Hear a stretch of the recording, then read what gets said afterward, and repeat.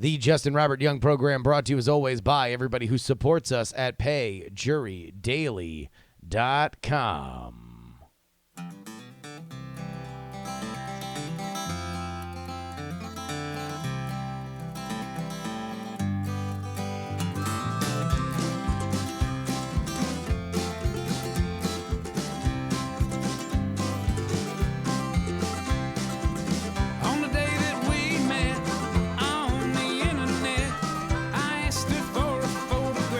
Oh,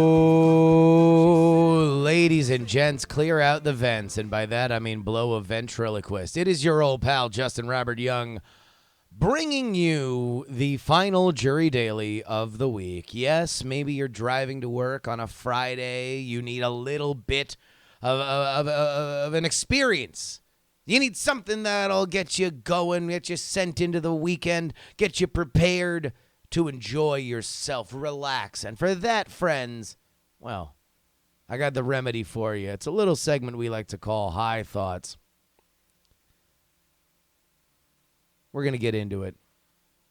But first, we got to empty out the mailbag. We have had a ton of great email over the week, and here is the last of it. Middle-aged Mike writes, I've been meaning to send you this all week, and now I have the chance. Your nostalgic look back into pre-internet porn earlier this week brought back so many warm, mischievous memories. Kids today have no idea how magical it is to find a magazine or Polaroid. How does this relate to the travel tips you've been asking yourself? Let me tell you. Back in the day, there was an unwritten practice of hiding porn in motel rooms, real motels, not chain or corporate joints, typically the establishment frequented by truckers and other professional travelers. Anyway, if you look under the mattresses in the room of a motel, there is a good chance you will find porn. The good stuff: Jugs, Hustler, Beaver Hunt, Ooh La La, etc. The best part was the folded corners of the pages for the really hot spreads and the occasional annotations. To this day, whenever I check into a hotel or motel along the interstate, I always look under the mattress. Occasionally, I find a kindred soul keeping the tradition alive, and I'll admit that on a few occasions over the last few decades, I've left my own offering to the porn gods for other weary, in-the-know road warriors. Holy fucking shit. All right, number one, anybody else who is listening to this show right now, if you knew that this was a thing and you did not email in and tell me about it, we have to rebuild our relationship. All right? Like, I'm not saying that I'm mad at you. I'm not saying that we can't be friends. I'm saying we need to rebuild our relationship, because the pre-internet dark web of truckers leaving spank mags for each other is something that I am blown away by. People in the chat are telling me that I would have known this. Hell no. Man, do you know how many fucking $25 a night motels that I used to stay in at the Go Game? I was always, I fancied myself the road warrior, right? And so I would more often go for a motel than I would a hotel down by where everybody, down in downtown or something like that. So I stayed in so many shitholes. And if I would have known about the fact that I could have flipped over a mattress and found some old relic of 70s porn, oh my God, I would have been flipping those fucking mattresses like they were tables in a fucking ASCII drawing. Like, that is amazing. Middle-aged Mike, thank you so much for writing this in. And I need, all right, new fucking homework. Are you a trucker? And I know that there's some truckers out here. Podcasting, for whatever reason, gets 3 inherited demographics. Number 1, truckers. You got a lot of time in that cab. You got to fucking kill it somehow. Podcasting is a great way to do it. Number 2, the military. It's an easy thing to download. You got a lot of downtime. You can play it without internet. Number 3, Australians. Kind of weird. I don't know. For whatever reason, there's three inherited podcasting demos. Truckers, the military, and Australians. I need you, JuRY truckers. Fucking, this is your time. I'm calling upon you. Big rigs, 16 wheels of steel riding the American highways and byways. I need your knowledge. I come to you, begging and pleading over the weekend. I need to know, have you ever, or do you still, look for pornography under motel mattresses? This is something that needs to be explored. Ken writes about takeaway cups takeaway cups. Basically plastic cups or paper cups that you leave with coffee. That apparently was a millennial iconography, according to the Monopoly for Millennials games. Ken writes, for whatever reason, it happened with Gen X. When I was in high school, Gen X was the cast of Friends. Somehow it grew to envelop my peers and I. Regarding the to-go cups, I'm not exactly sure when that transition happened, but I can remember having to chug my hot beverage or ditch it before going into the local Kmart or Zellers. Now I can go into a McDonald's with a Tim Hortons cup and nobody bats an eye. As a 40-year-old, I remember having to go through great lengths to see porn. I've had to wait until 10 o'clock to sneak out of bed, turn the volume on my Commodore monitor all the way down, tune my antenna connected to the VCR to City TV Toronto, Channel 57, and let my socialist government beam pornography directly into my room over the airwaves. If it helps, I'm Canadian. They used to show porn in Canada over the air? The fuck was that, man? What the hell? No wonder y'all invented or fucking put in a crack-smoking mayor. DH wrote an epic travel tale. DH writes, here's my travel hell story. I'll try my best. He played ball, man. He sent me a goddamn Bible initially. This shit was long, right? It was fucking Lord of the Rings. I told him to edit it down. He did. So I'm going to honor him and his edit job by reading this as dramatically as possible. A month after starting my first job out of college, I decided to travel to Texas for some concerts. The plan was to fly to Houston, rent a car, drive it to Dallas. I didn't get any sleep the night before preparing for the trip, which resulted in me being late and having to rebook my flight in the security line. I got only a few hours of sleep at my gate and on the plane before landing in Houston. Now, something that I do remember from his thing that he did take out was that he wound up having to pay to rebook, which I don't know whether or not this was the same thing back then, but he kind of played himself. Because if you miss your flight, you can just show up to that front thing and say, I missed my flight, rebook me, and they'll rebook you. The only thing that you're paying for to rebook is if you have not missed your flight. If you definitely miss your flight, they will rebook you for free. But anyway, I'm not trying to dump on DH. As we will find out in this little email, there's plenty that's going to happen to him afterward. We continue. This is where everything started to go south. Being a new person, quote unquote, I had no credit cards or credit score and booked everything on my debit card. Well, budget pulls your credit when you rent a car on a debit card. I got to the rental counter and they refused to rent me the car that I had booked online.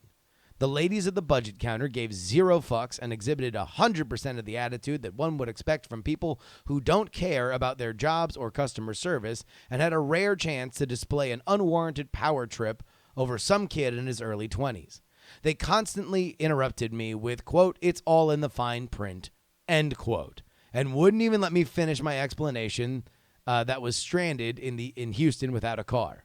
At this point, I had no idea what to do. I was on little sleep, and I was super emotional, broke, and stranded in the Houston airport rental car area with no way to get to my hotel, the concert, or Dallas the following day.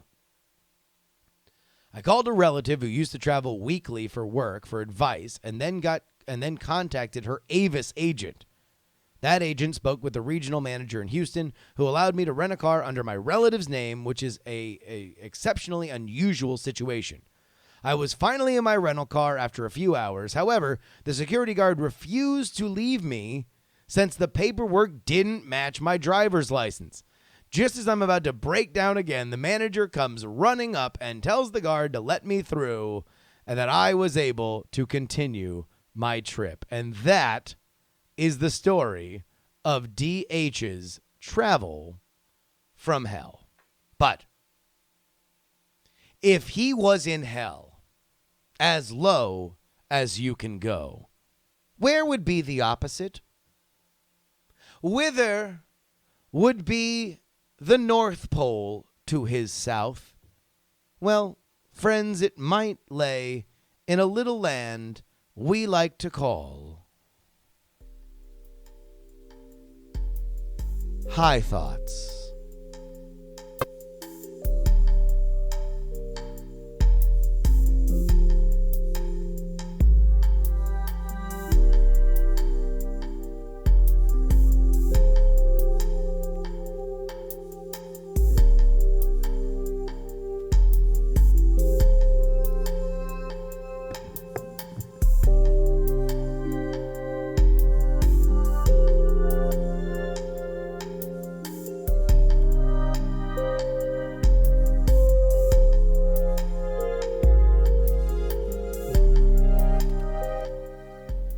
Why don't any days of the week just have one syllable? What makes Saturday so special?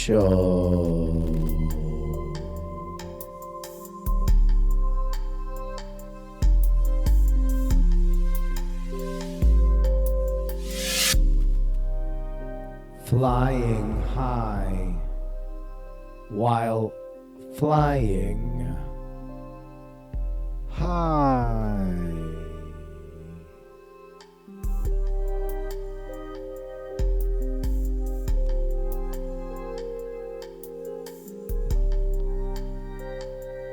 Would the Rolling Stones be considered as influential as the Beatles if Mick had been assassinated?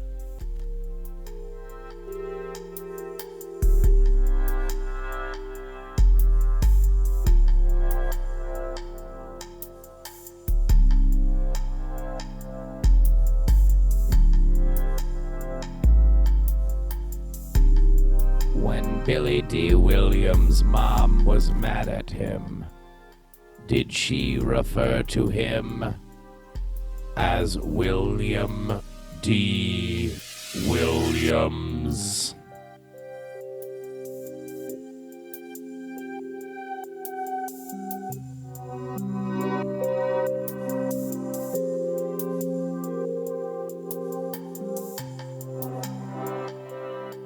I'm too tired to be high. I'm sorry.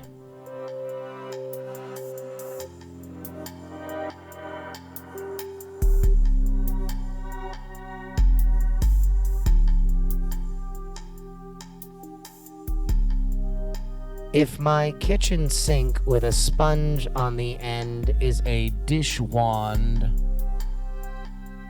is my shower loofah an ass wand?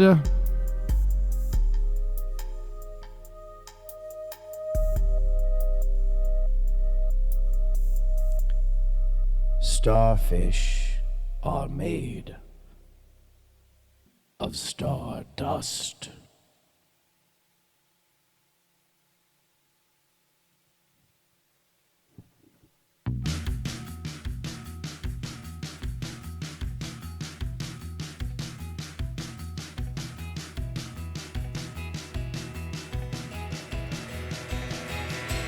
What do you say we both just leave? Why is there more here left to see? I don't understand, is it me?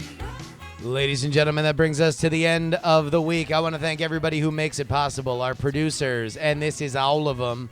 The Gen PD Rave, Non-Specific Rock and Roll, Martian, Joe Acosta, Will, Redneck Tech, James, Bill Dustin, Middle Age, Mike, BioCal, Robert H, Brian C, M, and Trey the Melodica Man. If you want merchandise for this show where the real money from the podcast is made, head on over to stickers or DIAF.com. If you like High Thoughts, we have a High Thoughts sticker in the mega pack. We have a High Thoughts button in our button pack. Button pack's only $5. Man, you got to get it right now before it runs out. Head on over to stickers or DIAF.com. You can always email the show, jurydaily@gmail.com. You can also write on YouTube. If you're watching this on YouTube, just write a comment. We'll toss that in there too. Twitter, Instagram, Snapchat @Justin R. Young. And of course, you can join our Discord, bit.ly/Jury Discord. Ladies and gentlemen, until next time, it's your old pal, Justin Robert Young, I'm politely asking you to give a round of applause to Mr. Wacky, but most importantly, please, no.